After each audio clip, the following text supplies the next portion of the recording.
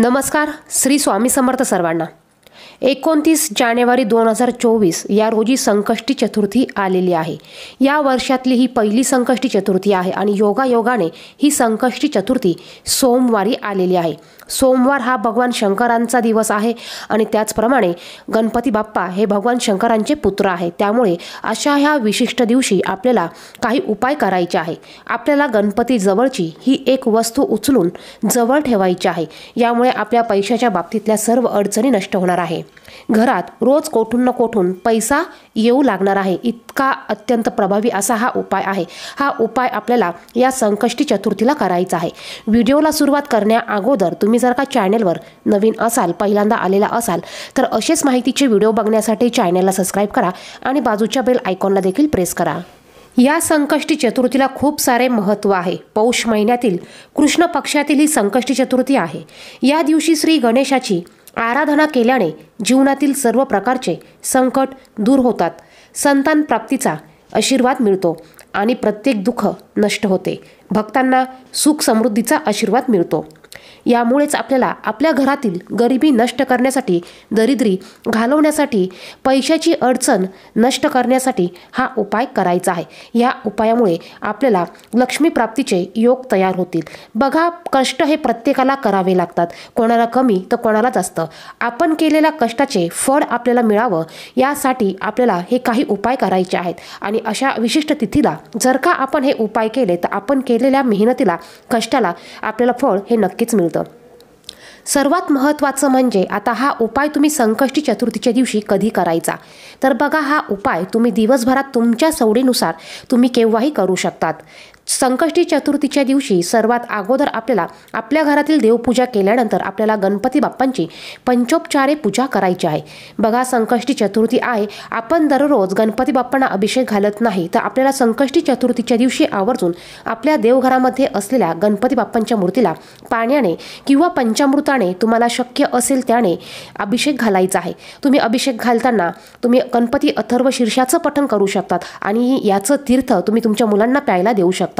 बघा, अत्यंत प्रभावी असा हा उपाय आणि सेवा आहे. या दिवशी आपल्याला गणपती बाप्पांची या पद्धतीने पूजा करायची आहे. लाल जास्वंदाचं फूल, दुर्वा तुम्हाला त्यांना अर्पण करायचे आहे. गुळ खोबऱ्याचा नैवेद्य तुम्ही त्यांना दाखवू शकतात. आणि यानंतर आपल्याला हा उपाय करायचा आहे. हा उपाय तुम्ही घरात देखील करू शकतात. याचप्रमाणे तुम्ही हा उपाय गणपती बाप्पांच्या मंदिरात जाऊन देखील करू शकतात. तुम्हाला जर का गणपती बाप्पांच्या मंदिरात जाऊन हा उपाय करणं शक्य नसेल तर तुम्ही तुमच्या घरात हा उपाय केला तरी चालेल.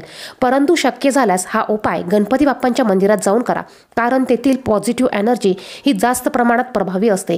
तिथे सकारात्मक म्हणजेच पॉझिटिव्ह एनर्जी ही जास्त प्रमाणात असते. त्यामुळे तुम्ही जर का मंदिरात जाऊन हा उपाय केला तर याचं रिझल्ट, याचे फळ हे तुम्हाला लवकर मिळतील. तुम्ही ज्या वेळेस हा उपाय करणार आहात त्यावेळेस तुम्हाला धूप, दीप, अगरबत्ती ही लावून घ्यायची आहे. दिवा तुम्हाला प्रज्वलित करायचा आहे.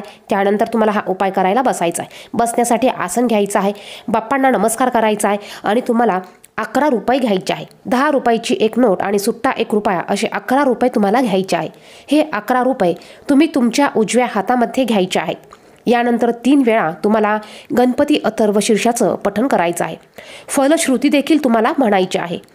यानंतर तुम्हाला 108 वेळा म्हणजेच 1 माळ जप ओम विघ्नहर्ताय नमः या मंत्राचा जप करायचा आहे आणि 1 वेळा गणपती संकटनाशक जे स्तोत्र आहे त्या स्तोत्राचं तुम्हाला पठण करायचं आहे.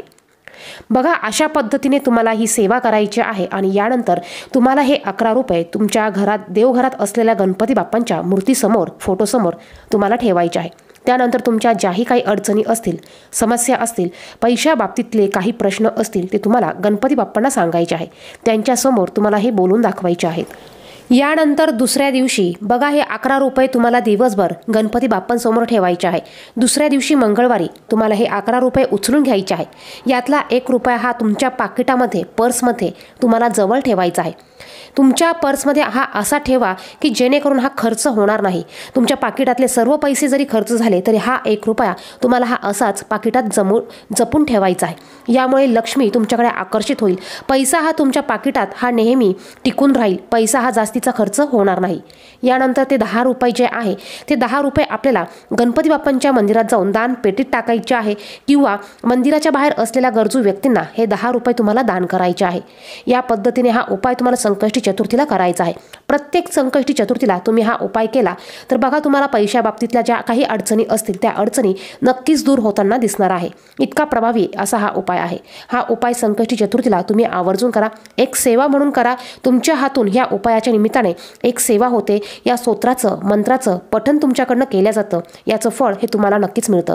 व्हिडिओमध्ये सांगितलेली माहिती आवडली तर व्हिडिओला नक्कीच लाईक करा। चॅनलवर नवीन असेल तर चॅनलला सबस्क्राईब करा। धन्यवाद। श्री स्वामी समर्थ।